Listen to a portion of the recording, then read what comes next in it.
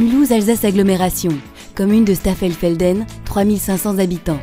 Comme de nombreuses institutions, la mairie de Staffelfelden a besoin de mettre son bâtiment aux normes pour l'accès des personnes à mobilité réduite. Comme la plupart des bâtiments construits dans les années 70, la mairie a beaucoup vieilli. Menuiserie extérieure, large façade vitrée, crépi, murs et armatures, toit. Le bâtiment est devenu une passoire thermique. Quand il pleuvait, on avait des infiltrations d'eau, le bâtiment pas isolé, dépensait beaucoup d'énergie. Il était important d'arrêter ce gouffre financier. Consommation énergétique trop importante, de l'inconfort pour le personnel et les usagers. Au-delà de mise aux normes d'accès des personnes à mobilité réduite, une réflexion sur la rénovation s'est donc imposée aux élus de Staffelfelden. Leur premier réflexe, rénover le bâtiment par quelques travaux ciblés. Cependant, le bâtiment ayant été construit entièrement avec les matériaux non isolants et non écologiques, cette approche s'avérait largement insuffisante. Pour ce bâtiment énergivore de classe D, de toute évidence, il fallait privilégier une approche globale de rénovation et viser la basse consommation. Solution : programme régional incitatif. La commune a répondu à un appel à projet chantier pilote du pôle de compétences BBC de Mulhouse-Alsace Agglomération. Avec l'aide des financements de la région Alsace, de Mulhouse-Alsace Agglomération, du Conseil général, du FEDER et de l'ADEME, la mairie de Staffelfelden commence un grand chantier de réhabilitation énergétique. Isolation extérieure des murs et des combles, travaux d'étanchéité à l'air, installation de fenêtres double vitrage performant, installation d'une ventilation double flux et enfin la mise aux normes accès des personnes à mobilité réduite.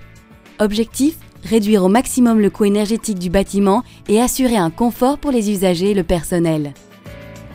Tous ces partenaires qui sont associés justement par cette opération pilote nous a donné à réfléchir. Si déjà nous on veut que la population nous suive, il faut aussi que nous soyons exemplaires. Donc c'était aussi ça qui nous a interpellés, qui nous a emmenés à faire ce bâtiment à tel point. Parti de l'idée de quelques travaux ciblés, un projet ambitieux basé sur une approche globale de rénovation BBC est né. Grâce au réseau structuré et dynamique du pôle BBC, les élus de Staffelfelden ont eu la chance d'être accompagnés par des partenaires techniques et financiers à chaque étape du chantier.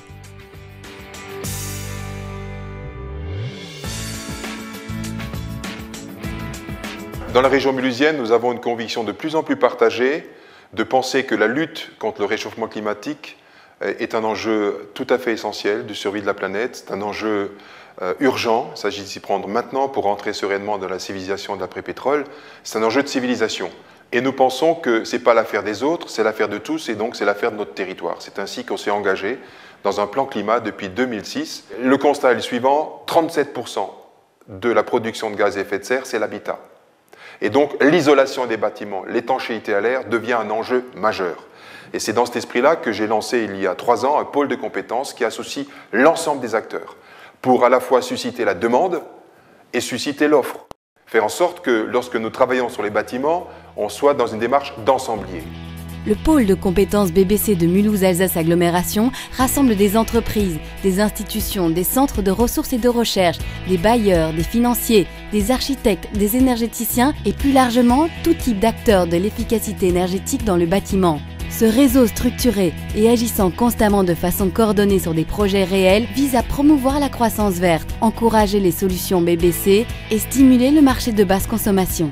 Très vite, tout le monde a compris sur notre territoire qu'il y avait là un enjeu environnemental, bien entendu, avec la basse consommation, mais également un enjeu économique.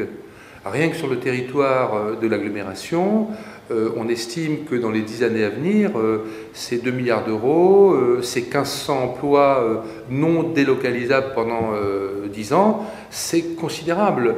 Nous, notre rôle avec l'ADEME, l'ALM, la région, c'est d'avoir un effet de levier, mais très vite les entreprises et certaines corporations ont été en pointe, prennent le relais. Eh bien, lorsqu'on travaille comme ça ensemble, eh bien, ça permet de réaliser des choses que seul on n'aurait pas pu réaliser. Ça permet d'aller au-delà du quotidien, ça permet de construire le futur.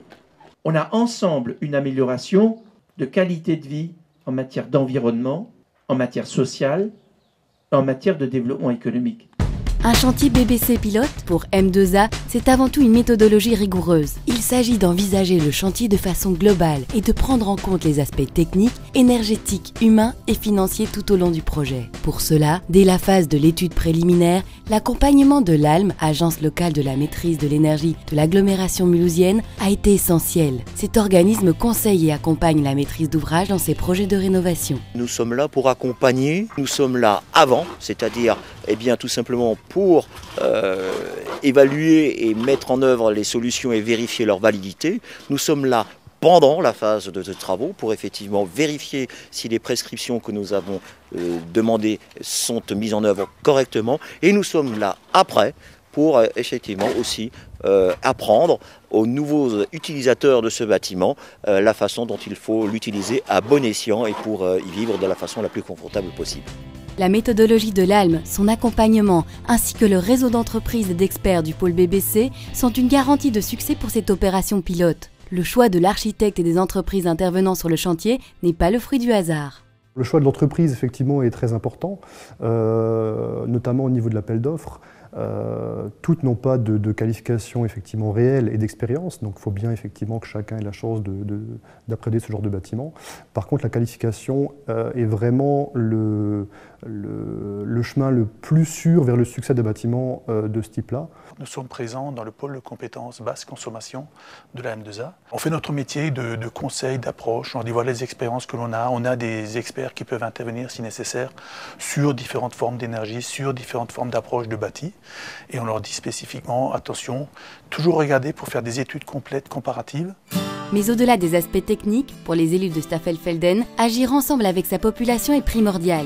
C'est aussi ça le but de cette opération de rénovation BBC, rappeler à tout le monde que chacun peut agir à son échelle. Une exposition présentant les actions de la commune dans le domaine du développement durable et de l'environnement a été créée pour sensibiliser les habitants sur ces changements et les inciter à adopter des gestes quotidiens respectueux de la planète. Cette exposition est également l'occasion de présenter aux habitants le fruit des réflexions sur la rénovation de la mairie. Il a également été important de préserver la continuité du service public de la mairie pendant toute la durée du chantier. Pour cela, il a été décidé de mener des travaux en 2 phases, en conservant une partie du bâtiment pour le fonctionnement de la mairie.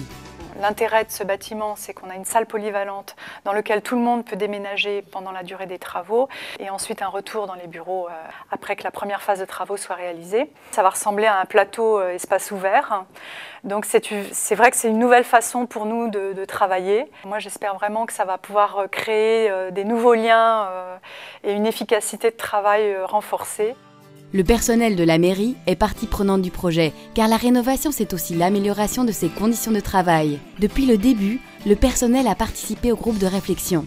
La clé du succès, c'est donc l'appropriation par le personnel de ce projet, et puis l'écoute et la prise en compte de leurs besoins légitimes pour l'exercice de leurs fonctions. Chaque étape et chaque aspect ont été mesurés, réfléchis et planifiés. Après 6 mois d'études et de préparation, le chantier pilote commence et durera 1 an. Avant le démarrage du chantier, une étape essentielle, le test d'étanchéité à l'air du bâtiment, qui va permettre de repérer les fuites d'air entraînant des déperditions d'énergie pour les supprimer et obtenir l'économie d'énergie recherchée. Sur les chantiers de rénovation BBC, on mesure la perméabilité à l'air de l'enveloppe du bâtiment et des réseaux électriques et sanitaires. Pour cela, l'espace intérieur est mis sous pression à l'aide des ventilateurs. On injecte de la fumée au niveau des jonctions entre les murs, le sol, le plafond, les fenêtres et les portes. Le résultat parle de lui-même. Pour un bâtiment qui n'a jamais été rénové, qui a à peu près 40 ans, les principaux problèmes qu'on a relevés, qui sont un petit peu normaux, c'est les liaisons entre les menuiseries extérieures existantes et les poteaux béton et les murs béton. Donc c'est principalement par là que fuit le bâtiment, et c'est à cet endroit-là que le projet va améliorer grandement l'étanchéité à l'air du bâtiment.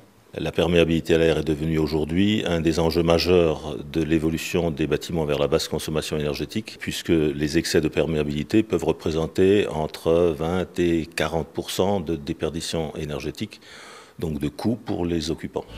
Pour renforcer et respecter l'étanchéité à l'air, un travail coordonné des différents corps de métier est indispensable. Chacun doit respecter le travail du précédent pour ne pas abîmer l'enveloppe du bâtiment. Pour ce chantier pilote, une réunion de sensibilisation de l'ensemble des équipes intervenant sur le site a été organisée sur une base de l'expérience acquise des chantiers pilotes depuis 2005.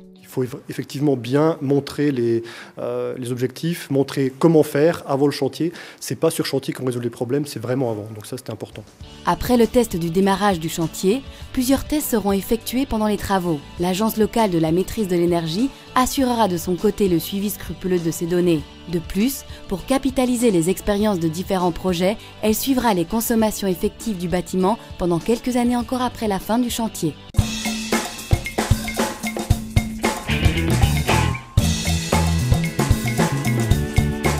Ce chantier pilote durera 1 an. Démarrage, la façade. Remplacer les anciens matériaux non isolants par une enveloppe thermique performante. Pour cela, on met en place une nouvelle ossature qui va accueillir 2 couches de laine de roche d'épaisseur 100 mm chacune, avec un pare-pluie qui la protège des intempéries et enfin une finition bardage bois ou panneaux stratifiés. Cette épaisseur d'isolant assurera un confort thermique des occupants du bâtiment et permettra de limiter les ponts thermiques, surtout entre les murs et le plancher, mais aussi au niveau du toit et des fenêtres. On utilise des rosaces pour fixer, pour la tenir en place. Donc bien sûr là il faut régler la profondeur pour ne pas aller trop loin dans le mur. Et après surtout faire attention à la verticalité de nos ouvrages pour obtenir une finition parfaite. Finition parfaite pour une continuité de l'enveloppe thermique du bâtiment et donc des gains d'énergie. Enfin, au niveau du toit, 300 mm de laine de verre vont compléter l'isolation du bâtiment. Sur un chantier BBC, l'isolation va de pair avec le travail sur l'étanchéité à l'air.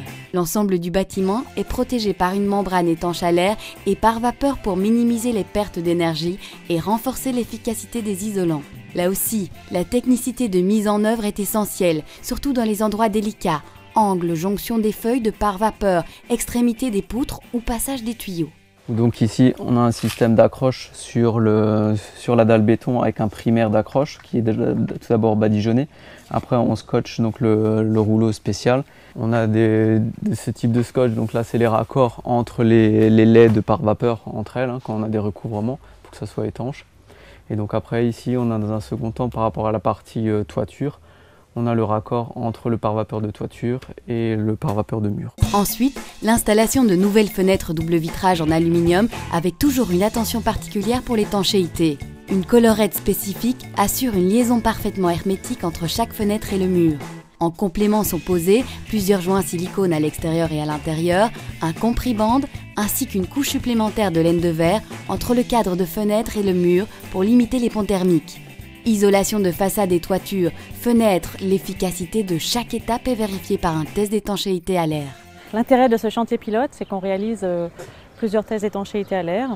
Ce test-là vient de montrer qu'on a des fenêtres qui sont parfaitement étanches à l'air. On avait une problématique supplémentaire là au niveau de l'étanchéité en elle-même, c'est-à-dire de la colle qui est associée au pare-vapeur. Donc on a demandé au charpentier de modifier et de prendre un produit qui soit adapté au pare-vapeur qu'il a posé. Donc il va revoir tous ces joints de colle et changer de produit. Il faut absolument utiliser les scotch et les colles qui sont adaptés au pare-vapeur ou aux freins de vapeur qu'on utilise et qui sont recommandés par le fabricant. La méthodologie de l'ALM permet donc de relever des défauts de mise en œuvre et les pertes d'énergie pendant le chantier et trouver rapidement les solutions adaptées. Dernier élément de l'étanchéité à l'air performante, la ventilation double flux pour maîtriser la circulation de l'air sortant et entrant dans le bâtiment. L'installation choisie va permettre de récupérer des calories de l'air vicié pour réchauffer l'air entrant de l'extérieur. Mais en plus, grâce au filtrage d'air, cette ventilation double flux apporte un confort supplémentaire au personnel.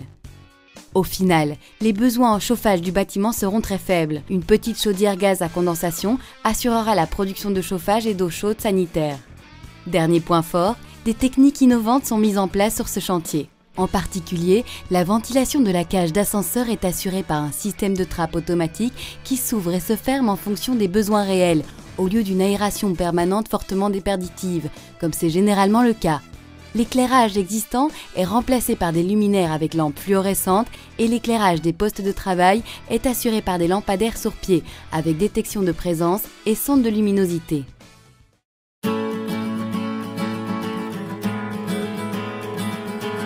Après 1 an de travaux, le chantier est terminé. La mairie a maintenant un nouveau visage, plus rien à voir avec l'ancienne façade. Très content d'avoir eu de nouvelles fenêtres, une super bonne isolation. Ça, c'était le calvaire auparavant. On avait très très froid en hiver, on sentait trop les courants d'air. Maintenant, c'est formidable. Vient enfin le jour du test d'étanchéité finale, qui doit démontrer si l'objectif de performance recherché est atteint. Grâce à la rigueur des travaux et au test intermédiaire, il n'y a pas de surprise. Le bâtiment est parfaitement étanche. La réussite est flagrante, pas un filet de fumée sortant des murs ou fenêtres. On sait que sur l'étanchéité à l'air, on est largement performant. On est même meilleur que les objectifs qu'on s'était fixés. On a également passé le bâtiment à la caméra infrarouge avant et après travaux. Il n'y avait pas de défaut majeur, en tout cas visible, dans l'isolation du bâtiment. Oui, aujourd'hui, c'est effectivement un vrai succès, un franc succès. Globalement, au final, le résultat est très satisfaisant. Le bâtiment fonctionne très bien, l'enveloppe thermique est vraiment quasiment parfaite. Le résultat final est très concluant. Je peux dire au jour d'aujourd'hui, le personnel est très satisfait. D'ores et déjà, on peut dire qu'il y aura un gain, une économie au niveau des ressources énergétiques. Donc il faudra bien attendre une année pour effectivement tirer les vraies conclusions financières. Pour arriver à ce résultat, la coordination constante de l'ensemble des corps de métiers intervenant sur le chantier a été indispensable. Les travaux terminés, c'est l'utilisation du bâtiment qui entre en jeu. Chaque salarié, dans ses usages quotidiens, va influencer les consommations énergétiques de la mairie. Pour sensibiliser le personnel aux nouvelles pratiques et gestes à adopter, une réunion avec l'ALM a été organisée. La méthodologie de l'ALM prévoit le suivi et la sensibilisation des usagers, ainsi que l'analyse des consommations énergétiques du bâtiment pendant 2 ans. Pour cela, des compteurs et des sondes sont posés et des témoignages du personnel seront recueillis. Ce suivi permettra d'améliorer l'usage du bâtiment et servira de retour d'expérience pour les chantiers futurs. Enfin, pour le confort des usagers, un point d'attention particulier dans cette mairie rénovée, la qualité de l'air intérieur. Des relevés spécifiques seront effectués régulièrement par les laboratoires de l'ASPA. Cet organisme assure la surveillance de la qualité de l'air dans les principales agglomérations alsaciennes et garantit la conformité avec les dernières normes européennes. La mairie de Staffelfelden est devenue un lieu de travail confortable et agréable pour son personnel et une fierté pour les habitants de Staffelfelden. Complètement un exemple, et oui, et j'espère que cet exemple sera même suivi. C'est quelque chose qu'il faut faire absolument. Pour nos enfants et nos petits-enfants par la suite, oui, c'est capital, je dirais. Finalement, que retenir de ce chantier pilote? Plusieurs facteurs sont à la base de la réussite d'une rénovation BBC. Une commande claire, avec des objectifs qualitatifs et quantitatifs précis et chiffrés. Un budget adapté et des partenariats renforcés. Le choix de la maîtrise d'œuvre et des entreprises, expérimentées et motivées. Une pédagogie de chantier pour que tous s'approprient le projet. Une qualité de mise en œuvre irréprochable et coordination de chantier renforcée. Le suivi des performances à chacune des étapes, conception, réalisation, exploitation. Des contrôles en cours et en fin de chantier. Enfin, une bonne prise en main par les utilisateurs. Un chantier pilote réussi encourage le lancement de nouvelles rénovations BBC. Fortes de cette expérience, les entreprises, les collectivités et les habitants peuvent ensemble construire un avenir plus écologique.